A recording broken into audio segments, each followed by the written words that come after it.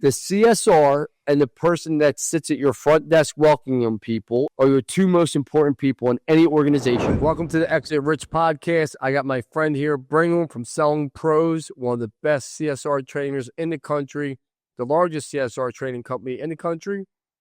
And today we're going to address you answering your phone, how much money you're losing by not answering it correctly and booking your jobs, and how fast you can grow your company. Brigham, thank you, brother, for being here.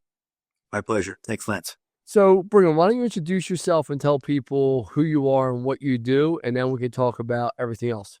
Yeah. So Brigham Dickinson, Power Selling Pros, started the company in 2008, end of 2008, beginning of 2009. I was brokering for an SEO company called Oozle here in Utah. And it was an interesting time because SEO and pay-per-click was just coming out. And one of my clients, Troy Nearings of Nearings Plumbing and Heating, called me up and he said, "Hey, your leads are no good."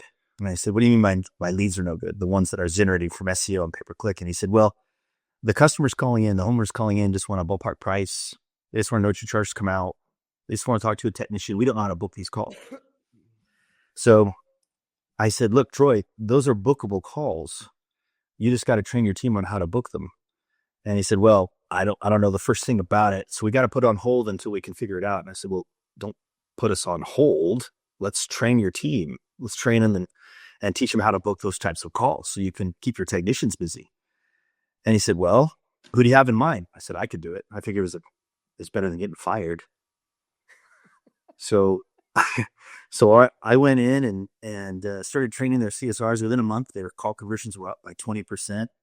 And then about a week later, I got a call from Tom Robichaud, Precision Plumbing and Heating in Boulder, Colorado. And he said, "Hey, I hear you're training Troy's team." I said, "Yep." He said, "Hey, why don't you come train my team too?" I said, "That sounds good, but I'll need to do your advertising." He says, "No, I got that covered, but I'll pay you to train my CSRs." And of course, the light bulb came up over my head. I was like, wow, I could make a business out of this. And so, sure enough, I was in Boulder about a week later training his CSRs, and he gave me a check, and I was looking at the check going, holy cow, this could work. And so I started diving in to coaching and training, and we went from 6 CSRs to we're pushing them almost 1,400 CSRs now. And we coach them one-on-one twice a month using their own phone calls right over the phone. We've got a team of call monitors that listen to calls and save certain calls for coaching purposes. And then we have a team of coaches that get on the phone with each trainee twice a month for about a half hour. And we hold them accountable to their own performance with each coaching session. I ask you a question because I know what you do. I know the power of what your company brings to companies, right? We've used you. You've helped us grow. Here's a question for you, though, Brigham, right? You were in advertising and you got fired, or you were going to get fired for something. You did your job. You made the phone ring. You got leads. And obviously, I used to own one SEO. That's how I met you when I owned that. And I used to always say, man, the day you get hired when you own an agency is just the clock down till you get fired. Because when that business owner has a bad day, or they don't want to address the problems in their own business, and they don't want to address their employees because they feel handcuffed by their employees, if they confront them, if they want to coach them, make them better, you get fired instead of the people that are causing the same problems over and over again. Can you talk about that? Because you're out of advertising now, so I know you don't give a fuck what you say about it. Because I believe most agencies are garbage. I believe 99% of the agencies out there are just total dog shit. But there are a few good ones out there. And they get fired for things outside of their control. Can you talk about when you were on that side of the shoe? Yeah. Well, look, it's a training issue. Bottom line, Kevin Comerford from Service Champions taught me this. He's with the Wrench Group now. He's bought out by the Wrench Group several years ago. But he was the one that trained me on how to answer the phones. And he said, "Brigham, if they can fog a mirror, it's a lead. Period." And so taught me how to book even the most difficult calls. So a customer gets on the phone, they say, "Hey, I want a ballpark price." We're to say, "Great. Tell me more about your situation. What's going on?" And it could be any number of things. They can say, "Hey, I've got this part of my roof that's leaking through the bottom, and I've got a pan catching the water, and I'm not sure what it's going to cost me. Can you give me an idea?" "Wow, how long have you been dealing with that?" "Oh, geez, last couple of days. Well, that's not good. We've got a storm coming up. Yeah, I know. I've got to get this thing fixed. Well, look, you called the right place. We can help you. When would you like to come out? Take a look at it. No, this afternoon would be good. So what just happened there? Well, my goal is to show them that I'm listening, that I understand the situation, that I truly care about their situation, and then just reassuring them that I can help. They called the right, because they don't know if they called the right place. But it's, if you can take care of those emotional needs, feeling understood, feeling cared about, feeling reassured they've called the right place, and then you simply ask the right question, which is, when would you like us to come out? At some point, they're going to need somebody to come out. And all we need to do is listen, care, reassure, and then invite them to let us come out. And you'd be surprised how often they just say, this afternoon would be great. They're done. They're done within the first 30, 50 seconds if you do it right. But So now, you and you've been around home services now for a while. yeah. Does it amaze you how many people will spend 10, 20, 30, 40,000, or even 5,000 a month and they don't answer their phones? Yeah. So according to Service Titan, the average call conversion is 40% calls versus set appointments. That means that we are dropping the ball 60% of the time. But what about the people that just don't even answer their phones? Because Service Titan doesn't have that data, because the majority of people that are on Service Titan probably are using some type of CSR or AI, right? I mean, if you're going to pay for Service Titan, you're trying to somewhat legitimize your business, right? So let's just take the people that aren't on service. What would you think? Service Titan probably has 1% of all home services. Now you're going to think more just because Service Titan's the 800-pound gorilla in technology and home services, but that's for the real home service people. There's so many chucks in the truck, so many one-man bands that just don't do anything. Can you talk? Well, what percentage of home service companies do you think actually even answer the phone? Look, you're getting a headache. I can see it already. Get another set. I was trying to get a hold of a appliance company this morning. I called at 7 in the morning. I didn't think it was that early. I got a call back at 10 in the morning. 3 hours later. Look, I'm working. I've got my own routine in the morning. I'm working out, right? I don't want to be interrupted during any of that. So when they finally called back, the guy probably thought I was a jerk. I was just annoyed that it took 3 hours.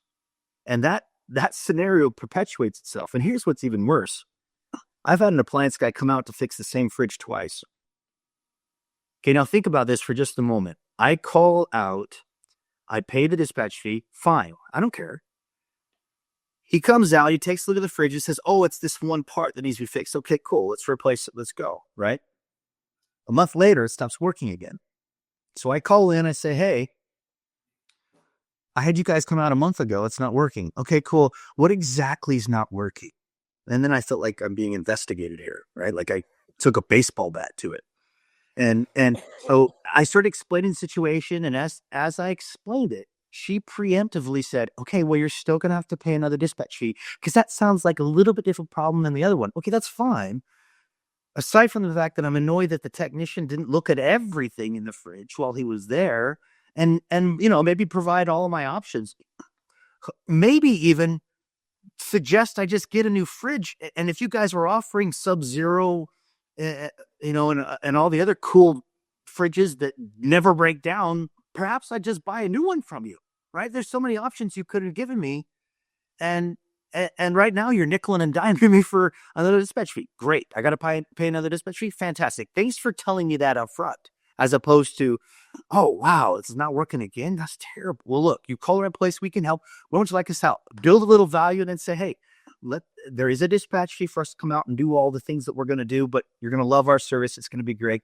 So you're all set there, right? Maybe even talk about a service agreement. Hey, you know what? This sort of thing doesn't have to happen. We can come out preemptively on a regular basis, look at all of your appliance, make sure everything's running the way that it should, and it's only $25 a month. If you want to get you going on that right now, why not do that instead of, by the way, you're going to pay another dispatch fee because it sounds like it's a little different than the other thing. Okay, great. Fine. Well, that's the issue. Most these people don't know how to run a business. I think you agree to that. I mean, you're in and out of businesses all day long. Talk to me about I want to talk to you about a few things today. Talk to me about what you see the good companies doing, answering their phones, how they're dealing with it versus the bad ones. I just be brutally honest because people need to hear it. Don't sugarcoat it. I think you know me. I don't sugarcoat it. the companies that have me Trying to get anybody with an Obama here. He's gonna be polished. He's gonna be polished. He's coming with the Obama. Just come on, do the Trump and just shoot everybody straight. the companies that call me out know they have a problem. Okay, and I fixed two very specific things. I fix what's going on inside the call center. So I'll come in and I'll set the expectation for what we're looking to hear over the phones.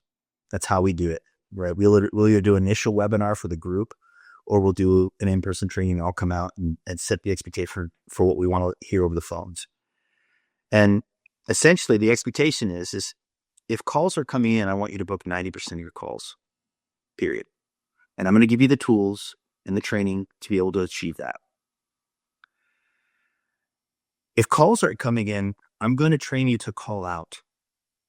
All right. So if you're 50% capacity tomorrow and 40% the next day and 30% the following day, we then need to call out. Now, the best way to transition them from inbound call takers through outbounders is to simply give them the ability, at least in the heating, cooling, plumbing, electrical type industries, and then even to a certain extent in the roofing industry, is to get them on a regular maintenance plan where we come out periodically, check everything, make sure it's going to be great for the foreseeable future. This is the best time to sell a service agreement is when they're feeling the most amount of emotional angst. Okay. When I'm calling in and I don't know what it's going to cost and I'm frustrated that it's all happening and I'm thinking, man, I'm going to have to take a day off of work. I'm going to, maybe we have to cancel the trip to Disney like we were planning because it's now going to go to my roof or to the whole house electrical failure that I'm dealing with right now, or whatever the case may be. They're frustrated. So that is a great time to say, hey, Mr. Jones, I'm looking at your notes. I noticed that we've been out a couple times over the years. We really appreciate your business. It might make sense for you to get on a maintenance plan. It prevents things like this, the thing you're dealing with right now, from happening. If we can get our CSRs, our call takers, to do that on the inbound calls, it'll be very easy for them to transition into outbound calls when you're at half capacity on your schedule. So what do? You call out, you say, hey, we were out to your home 6 months ago. And we patched some things up in this area or that area of your home. How are things going? Oh, they're going great. Love that you guys came out. Had a great experience with whoever their tech was. The person who answered the phone, they still remember them. Oh, that's great. It's fantastic. The reason why I bring it up is because I noticed that 6 months ago, you never got on a service grant. I'm wondering why not. You see, it prevents things like this, the thing that you dealt with 6 months ago, from happening.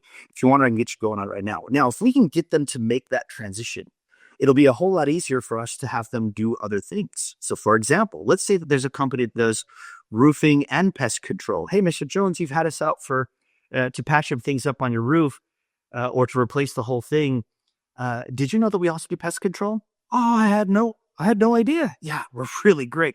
We do X, Y, and Z if you want it. We've got a program to come out every month and take care of those pests and bugs and spiders and such. And if you want it, I can get you going on it right now. And would we not pay them for that? And so now they're proactively keeping the board full, whether the board's full, whether the schedule's full, whether it's not. We're hustling inbound and outbound. That's the CSR. So that's one of the biggest blind spots in the industry, is not getting look. The last thing you want a CSR doing if calls are coming in is reading their favorite novel. Okay? Well, that's where a lot of CSRs, a lot of companies we look at and they call a partner with us, I'm going to say, I don't think one has ever said we have our CSRs outbound. And as you know, our CSRs outbound. We look at the board. If it isn't full, we expect you to outbound, right? We have leads every single day. We have leads we don't get in touch with. We expect you to make 100 phone calls a day if we're not a high volume intake.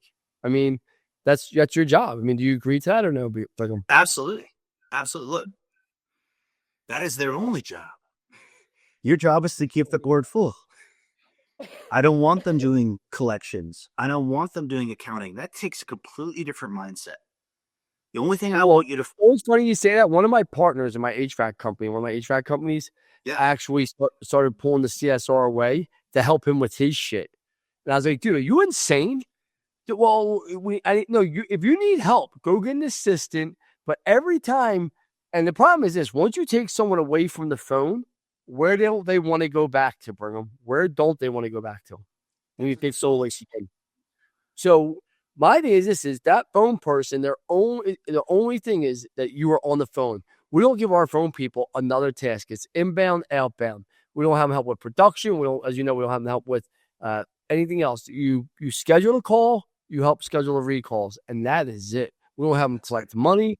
We don't. I mean, and I think a lot of people, that's where they get wrong. They inundate people with what I call busy work instead of meaningful money producing work. And in my opinion, and you correct me if I'm wrong, in every organization, I've always said this: the CSR and the person that sits at your front desk welcoming people and are your two most important people in any organization. Your two most important. Your CSRs are the first people that communicate with your customers. They're the first people that give them a 5-star experience. So is that person at the front desk as people walk in. They represent you. Julie is a reflection of me. She's my assistant, as you know. She's a reflection of me. That she's rude, if she's ignorant, if she's not nice, that's a reflection because I allow that, right? And that's what you just cannot have in business. Can you talk about the importance of CSRs? I don't think people really understand that they're the lifeline of your company. Yeah. So let's talk about the money first. It's funny because Tommy Mello spoke at your roofing event. Mm-hmm. When's that coming up, by the way? December. What do you think of last? Well, we'll talk about the conference. Dude, it was friggin' awesome. And I can't wait to come to the next one. I really can't wait. But Tommy, one of the first things he said, because we work with Tommy Mello and we train his CSRs one-on-one twice a month. And last year he was at 89%. He said, hey guys, I want you to do some math with me. He said, take your top line revenue and calculate what 1% of that top line revenue is. And he said, for me or for him, it basically was, what was it, $3 million. And he said, so with every percentage of call conversion that I go up, I make myself an extra $3 million. So guys, when I go from 89%, and Power Selling Pros is going to get me even higher, right? They got me at 89% today, and this was last year. But we're going to be up in the 90s. When he said that on stage, I was like, holy freak. He's got 60 CSRs, and for them to be over 90 across the board is going to be a giant monster of a task. Well, luckily, he's at 91% right now. Okay, so each one of those percentages equate to $3 million a piece. And so that's crazy numbers. Let's just talk about an average contractor's numbers. Let's just say, for example, Chad at Simpson Salute. And Chad Simpson's his name. He owns last year he did 21.5 million. So 1% of that is going to be 215,000. So if we increase his call conversion by 10%, we take 215,000, we times it by 10. What do we get? We get $2.1 million. That's what we're talking about. That's what we're talking about. Our goal is to get you in the 90s. Okay, we have our own call center. We've got 60 CSRs. They book an average of 93%. We're not just teaching you what to do. We're teaching you what we do day in and day out to get that. Look, this is the biggest blind spot in the industry, in the home services industry. Yeah, and most contractors listening to this, Lance, they're saying, you know what? Every time I walk by my CSR, she's great. All my customers say that they love her. We're good there. You're wrong. Know what I call them? What do you call them? Idiots. Hey, everyone. Thank you for joining us today. I want to give a quick shout out to our sponsors, Service Titan and Rilla, our technology of choice to helping us scale and grow our business and making sure all of our viewers have the technology to scale their business so when they want to sell it, they're able to. You get seriously, you get the best out of anyone when you walk by them. Don't make themselves look busy. There can be nobody on the fucking phone. Yeah. Don't make themselves look busy. Like, I've done it. Where I'm in stealth mode, I call it, and I sneak up, and I see people on Facebook. I see people. I've done it a million times. People working on their own shit, like it's comical. When I see it, and people are like, I'm like, you get the best out of people when you're in front of people. If you really want to see what it is like, and I challenge everyone this. And Brigham, you've seen me call you heated at times, going crazy. I hear a phone call from one of my CSRs, and I'm like, what the fuck? Like, how are they even saying this stuff? Like, it's not, they're either sometimes rude to people, they're giving wrong information, they're saying shit that's just not true, things that you just can't have. And that happens in every organization, as you know, bro. As you guys are, it still happens, right? but it's Absolutely. your job to coach and correct it and train it. And that's where when I hear these business owners, you gotta remember, for me, I've been in advertising for 30 years. So I really have had the luxury of listening to thousands, millions of calls probably at this point, where I would sit down and say to someone like you, Brigham, let's just say I'd sit down with a Tommy Mello. I say, Tommy, we got you 2,000 calls last month and only 1,600 were even answered. Of the 1,600 answered, the average time on the call was less than a minute and 30 seconds. Could you really book a job in a minute and 30 seconds? I don't know. I mean, I don't know. Maybe, maybe not. But hey, listen, but the calls that seem to be converting for you very well are over 2 minutes and 20 seconds or 2 minutes and 30 seconds, and it's turning into dollars for you. Why are we not just trying to grade everything up to this? And they didn't want to hear it. They'll be like, well, we want more leads like this. What am I paying per lead? People don't want to talk about the quality of their CSRs and how you can take a book rate, like you just said. If you said the average book rate is 40% from Service Titans, According to Service Titan, yeah. that's insane to me, because we have no company of ours that's, I think, under 80%. So all LB Capitals are 80% above. We're not at 90%. I'm not going to sit there and say we are. You know my metrics, you have access. So I mean, it's 80% we're at across the board, a little better and some a little less than others, but averaging out to be 80%. I mean, if you're at 40%, god damn, like you need you need an overhaul. Yep. I mean, you got serious.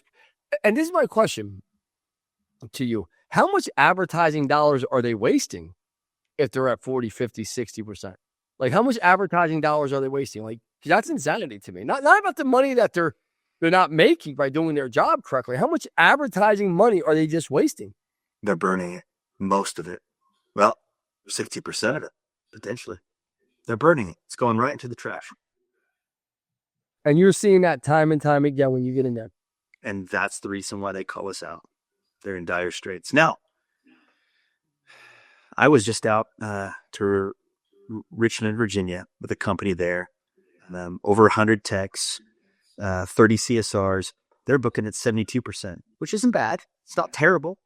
But they knew they had room for improvement. And we increased that call conversion 15, 20%. It's millions of dollars for these guys. Oh, it's millions. Yeah. Well, people don't realize it's not just millions to the top line, because there becomes, as you know, a daily budget in business that you have to hit. After that, your profit goes up drastically to the net income.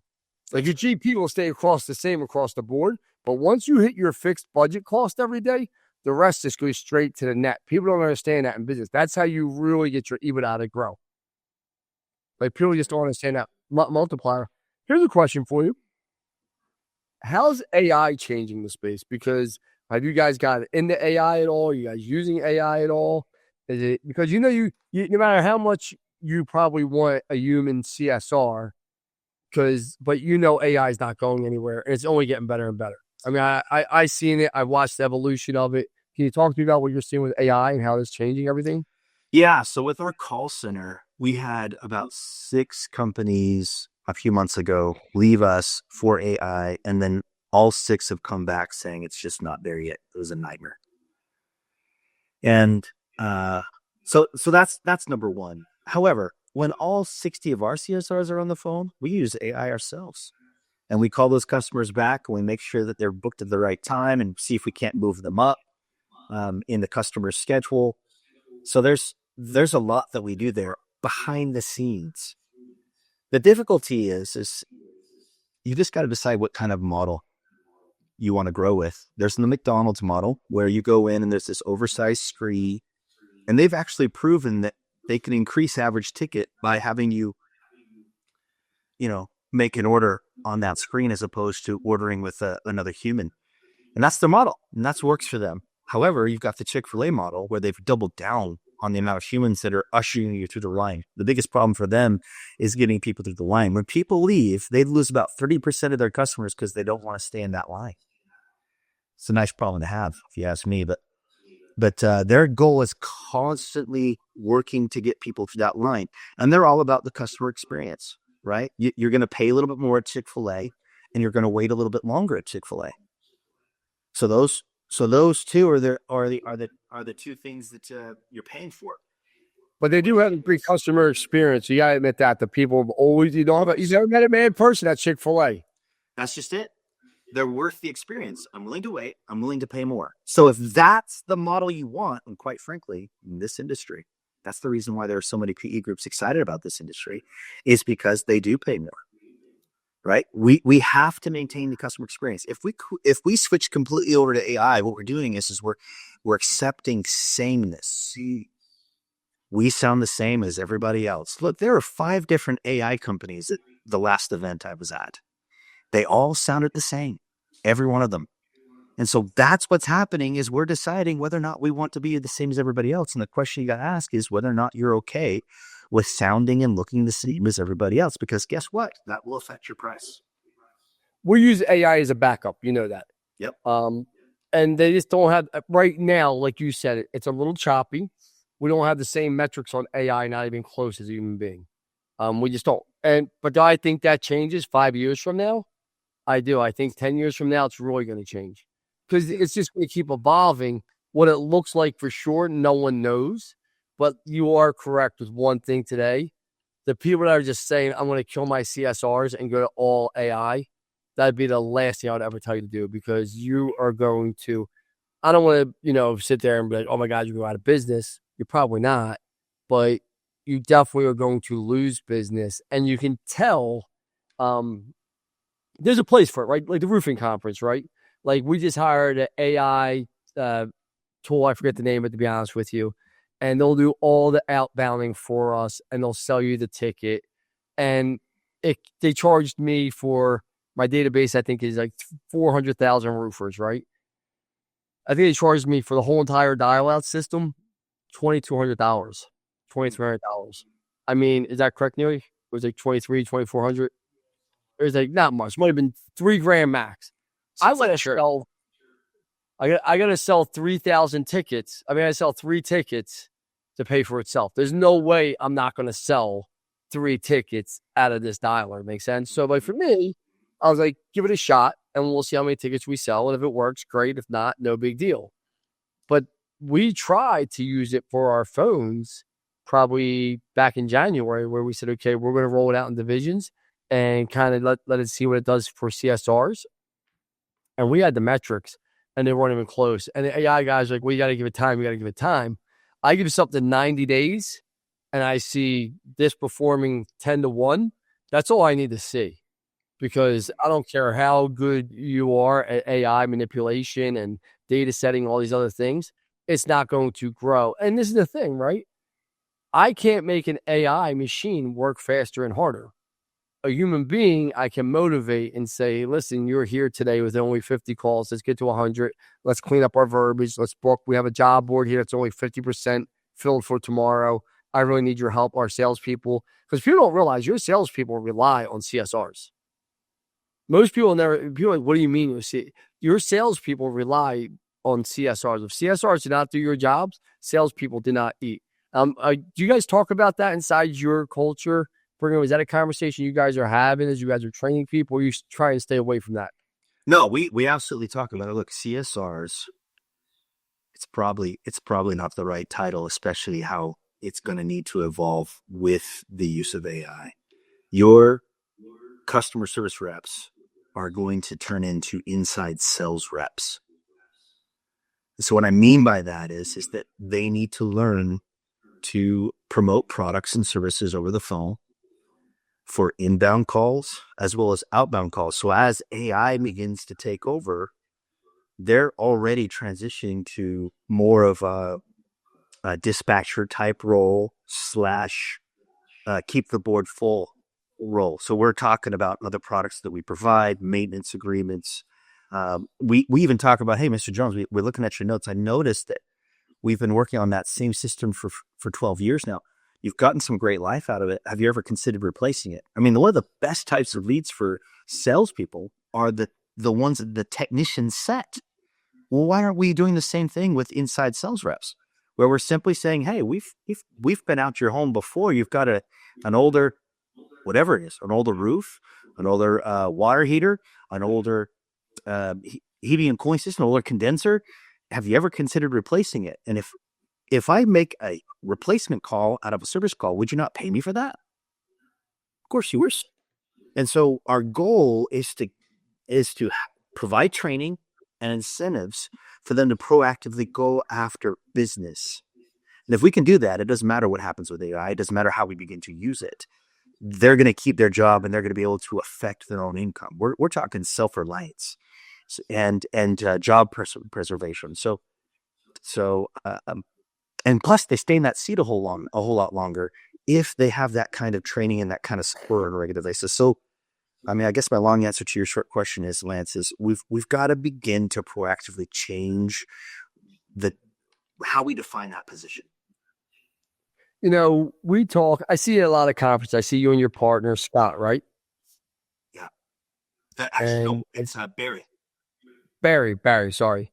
But I see you religiously. When I go to a conference, and this is why I was talking about lifestyle. When I go to a conference, I get to the gym about 5:36 in the morning. I see you and Barry. And Barry's another good-looking guy in great shape too. I mean, you guys are trying to compete with each other. Who looks the best every day? I appreciate that. You know what I mean? But you guys are in that gym for an hour and a half every morning. It doesn't matter what conference I'm at. If you're there, you're in that gym, like religiously. Like I can count on you being in that gym, Bill Rozelle, Joe White, and that's probably about it. Everyone else is interchangeable, right? But if I'm at a conference, you're there. Yeah. Can you talk to me about how that routine plays into your success? So I gotta assume the same goes to you. If you go for a conference, you see me there, it's gonna be me and Bill down there. And if like there's certain people you just know are gonna be in the gym. That's where we talk the majority of the time when I see you. For me, it's therapy. I'm releasing all kinds of chemicals in my body when I work out hard in the morning, and they're chemicals that help me focus, help me get engaged. I do my best work when during and after. I mean, if somebody from my team gets a call from me during a workout, it's pretty darn important. It's something I'm excited about, and it's urgent for me, and it's usually a phenomenal idea, and they run with it. So I just do my best thinking and my best processing when I do that. That's number one. Number two is for me, I can't just work out. I need something that I need to be working towards. And so that's why I started doing Spartan races. Back in 2018 is when I started doing this. Is an obstacle course race with trail running. And initially I wasn't very good. I mean, my first race is a half marathon. I finished in 4.5 hours and I wanted to die. But I thought to myself, dude, if I could do this, I could do anything, right? And that's the whole point is develop self-confidence and feeling good, looking good. Yeah, you are your own billboard, really. And so I started winning last year. First one was in Texas, and what's funny is it didn't matter. Getting on the podium is not what's great. I'll tell you, Lance, the best race I've ever been in is when I helped one of my friends finish his first race. It took him all day. He started at 10:30 in the morning. He wasn't done till I think it was 7:30 at night. We did it in Hawaii. That's why he wanted to do it. He was in Hawaii. And so he finished the race, and he said, as soon as he finished, he put his hand on my shoulder. He said, "Hey, I got to tell you something." I said, "What's that?" He said, "I never planned to finish." "What are you talking about? You never planned to finish? You start a race, go on a finish?" And yeah, I figured I would do 8 miles for my first race. It's a 13-mile race. What are you talking about? Why would you only want to do 8 miles? He said, "I figured that was good for my first race." And then he said, "Thanks for helping me finish." The way I felt, Lance, in that moment was worth 1,000 podiums. And I just realized that, it's not necessarily just about winning for me. It's about the people I bring with me to the finish line. And so I do it not just for myself. I do it for my team. I do it to set the example for my customers. Let me tell you one more story. Lawrence with DeHart in Kansas, he called me up and he said, "Brigham, I want you to spend a couple days with my team." And I said, "Sounds great. We'll work with your CSRs on day one, and we'll do ride-alongs with your techs on day two." And he said, "Yeah, that's great, but I want you to do some extra things." I said, "What's that?" He said, "How would you feel about leading a workout each morning at 5 a.m. and then do a cold plunge after that?" And I said, "You'll pay me for that, huh?" And he's like, "Yeah, right. Let's do it."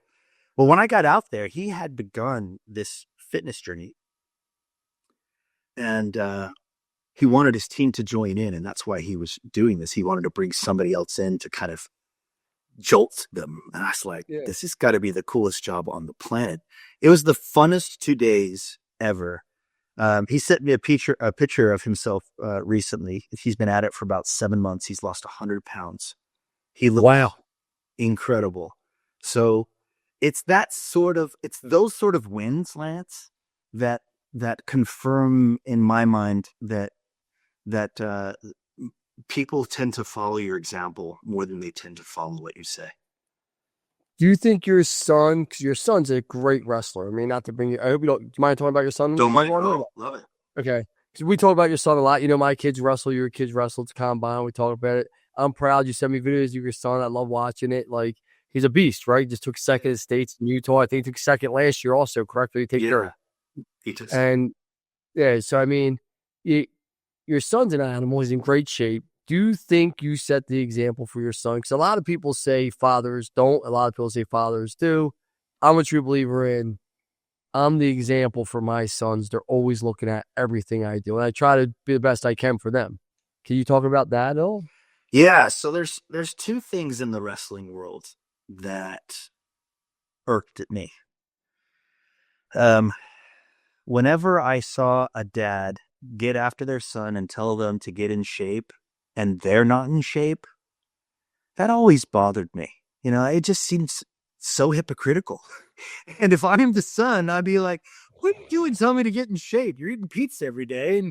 And you know, you're so round, I could roll you around, right? It's silly. So that's, I didn't want to be that dad.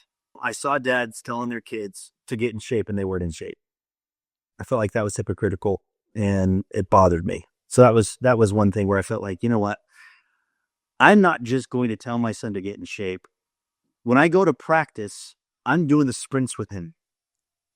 Right? How old are you, man? How old are you? I'm 49 years old. God damn, you're 2 years younger than me. Okay. Yeah. And my son Isaac was one of the fastest kids in the room, and I made it a point to stay with him the entire time. Now, I wouldn't say a word because I noticed that every time I spoke, my son would roll his eyes. Your kids aren't old enough for that, Lance, but trust me. My son LJ's told me to go fuck myself on the mat one time. True story. True story. So yeah, now they get brazen real fast, these little lions. Yeah. When Isaac turned 13, I stopped being his coach out of necessity, and I let the coaches do the thing. However, I allowed him to see me on the mat wrestling his buddies, and I allowed him to see me training with him and being there toe to toe every step of the way. So every time I had a chance to go to wrestling practice, I was ready. I was physically and emotionally ready to play the part that is played by a champion, right? So that's number one. Set the example. Don't just tell people what to do. Do it. Show them how to do it. Okay. So what was the second one? The second one is I didn't really have a lot of support when I was a wrestler. My dad wasn't really into it. It wasn't a big deal to him. And that was hard for me. I feel like I could have done a whole lot better with a little bit more training and support. Like wrestling is a year-round thing. If you really want to, dude, you can play the game and get your tail kicked through high school and say, hey, that was fine. I learned a lot. Or you can start early, commit to doing it year round and actually compete. Okay. Isaac had fun because he was able to compete towards the end of his high school career. And so for me, I was committed to his success so that he could actually enjoy it and experience the fruits of his labor, the fruits of his effort. And so that's important to me too, is to actually provide the support that he needed so that he could be successful in the sport. Do you think wrestling helped you in the business world? Life-changing. I served the mission in Brazil. We walked 10 miles a day. In the beginning, I couldn't speak the language. I cried a lot. I washed my clothes in a bucket. It was hard, but every time I started thinking about how hard it was, I still went back to wrestling and said wrestling was harder. I'm not puking yet. So the but the backdrop of wrestling and the difficulty that came with it helped me get through very difficult times because, quite frankly, it just wasn't hard. It just wasn't as hard as wrestling. Here's a question for you, because most people that are listening to this are like, he just said he went on a mission. And to you guys, you throw around the word mission like most people throw around the word McDonald's, right? But most people don't know what the mission is. And I didn't know either. So full transparency, to about 6, 7 years ago with Tom Howard, you guys started explaining to me what the mission is and bring, the whole entire thing, right? Can you explain to people what the mission? I think it's a great thing. I think everyone should have to do a mission. I think it's a no-brainer, right? Can you talk about the mission, how life-changing that is for you? I probably would have been a menace to society at the age of 19 to 21 if I didn't go to Brazil, learn to forget myself, and serve other people. We are so focused on ourselves going through high school, and it's only gotten worse with cell phones these days and social media. I mean, the amount of time and focus we spend on ourselves is ridiculous. It's like we're the only one in the world and everybody else is a supporting cast.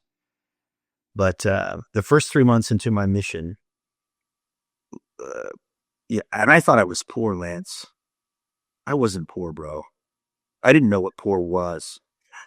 Okay, when I fixed this first house, there was dirt probably an inch thick on the ground. And they didn't have carpets. You had to walk everywhere in flip-flops. Like I told you, we had to wash our clothes in a bucket. I remember mopping the floor in the kitchen, and I was looking around for the stove. There was no stove. There was this fridge. It was this old-fashioned fridge you pull out the handle, but there's no stove. And I said to my companion, I was like, how are we gonna? There wasn't even a microwave. How are we gonna cook our food? He said, oh, don't worry about that. I saw a Folgers can in the backyard. I was like, well, dude, we don't drink coffee. What are you talking about? He said, no, it's just an empty can. Go grab it. And I was like, okay. So I go and I grab it, and he grabs this can opener, and he punches holes through the bottom part of it, just around the sides. And then he puts this rubbing alcohol on the bottom of it. And he lights the rubbing alcohol on fire. And then he pulls out his frying pan. He says, this is how we're going to cook our breakfast and dinner. And sure enough, that's how we did it for the first 5.5 months of my mission. Now, when he did that, I mean, as cool as I thought it was, right? Hey, MacGyver, cool. I thought, what the freak did I get myself into? Like, what? I want my mommy. That's what I was thinking. Okay, this was crazy. You go outside, and then there's this adjacent room. You go through the door, and that's where the bathroom was.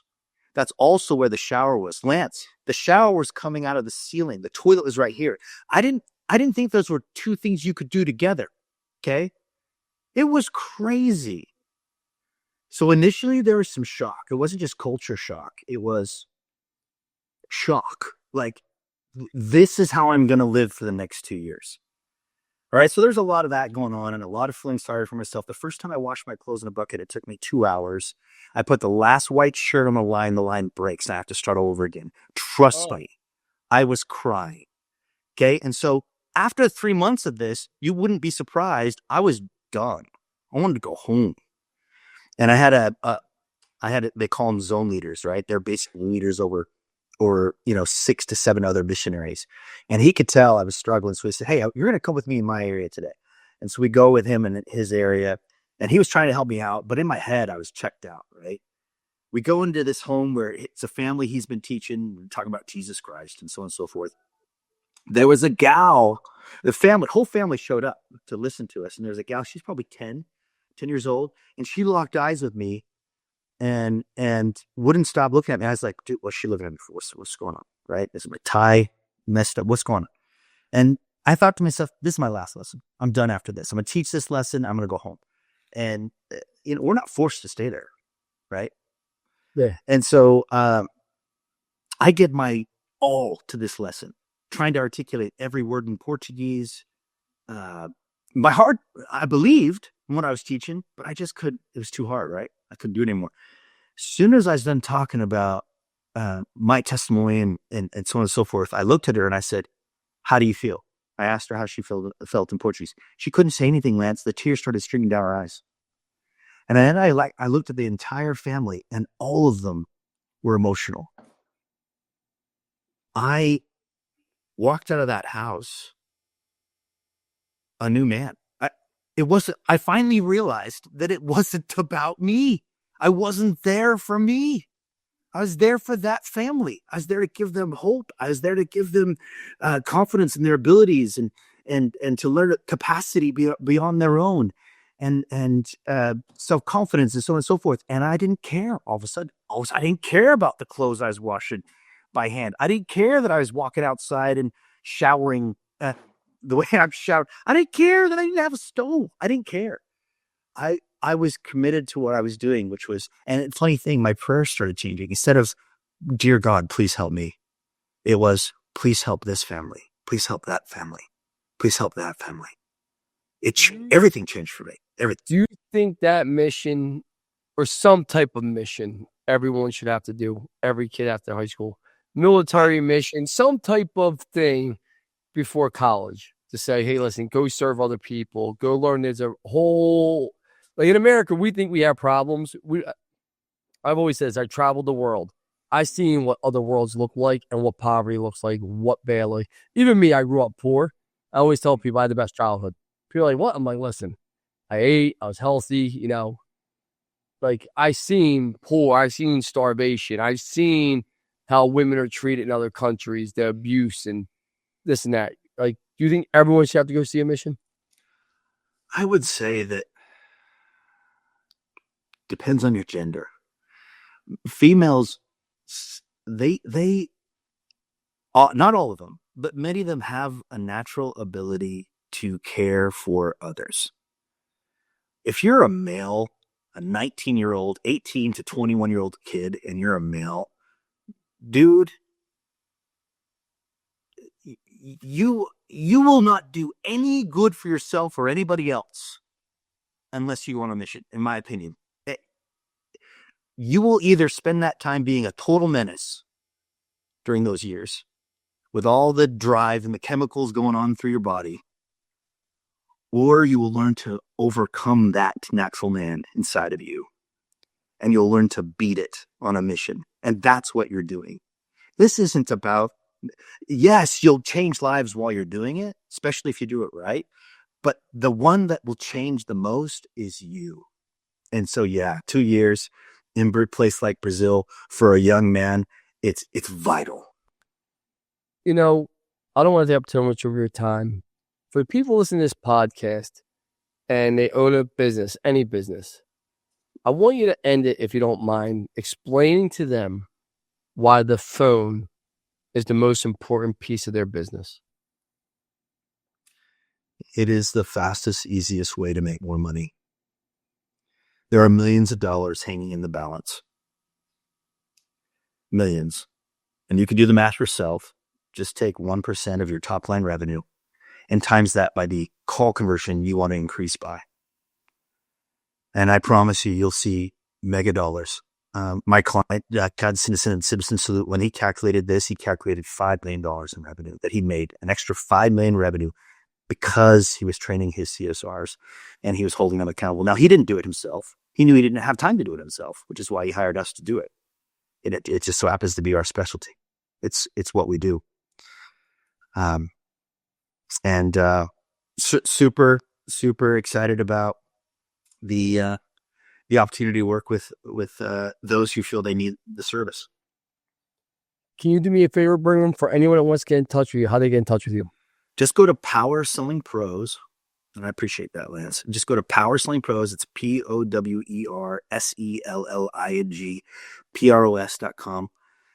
Click on the demo page, and you can schedule a demo, and we'll custom build a training and coaching program for you and your team. Especially if you know you don't have time to do it yourself, just let us do it for you. Let us take that off your plate. Brigham, one last question. Give me your true observation on the roofing conference and why people should attend it and what you thought of. Just say, like, hey, what do you really think of the roofing conference overall compared to other conferences? It was certainly one of the best, if not the best conference I've been to that year. And it was all of it, right? It was the interaction with you. You weren't just on stage. You were in the expo hall. You were connecting the entire time, right? To be able to have access to the guy who runs the show, not just see him on stage and give his 2 cents and then disappear, that's huge. That's huge. So just the personal touch with you being there, the ability to shake your hand and connect with you for a quick 2 minutes. All the quality speakers, the cold plunge in the morning. It was jam packed with my kind of people all day long for 2 days. So I personally, I really enjoyed it, and I'm excited for the next one.